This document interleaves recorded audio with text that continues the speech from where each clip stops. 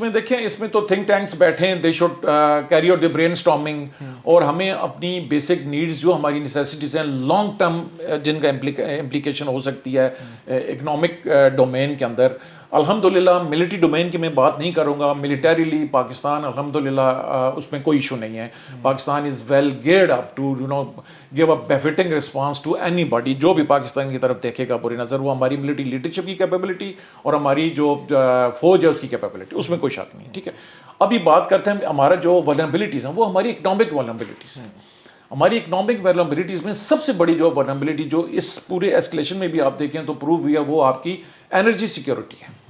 ہمارا major chunk جو ہے ہمارا 80 to 85% جو ہمارا آئل آ رہا ہے وہ ہم مڈل ایسٹ سے لے رہے ہیں. سو ہماری ایک ڈیسٹینیشن اس کے اوپر ہم ڈیپینڈ کر رہے ہیں. Saudi Arabia, U A E, Kuwait, Bahrain, یہ جو کنٹری انہی سے ہم تیل لیتے ہیں, انہی سے ہم LNG گیس لے رہے ہیں. سو ایک ریجن ہے. تو اس میں جو آپ دیکھیں نا تو دو چوک پوائنٹس ہیں جو ہمیں افیکٹ کر رہے ہیں, ایک آپ اسٹریٹ آف ہارمز ہے اور باب المندب ہے.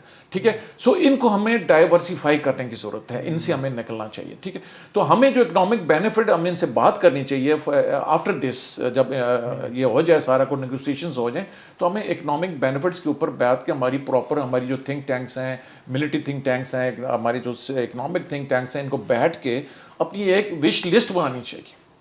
ٹھیک ہے, اس میں سب سے بڑی اپنی ہماری جو ولنریبلٹی انرجی ولنریبلٹی ہے, اس کو ہمیں ایڈریس کرنے کے لیے ہمیں سعودی عرب سے بات کرنی چاہیے, ہمیں باقی عرب کنٹری سے بات کرنی چاہیے کہ ہمیں آئل ریفائنریز نہیں لگا کی یہاں پہ.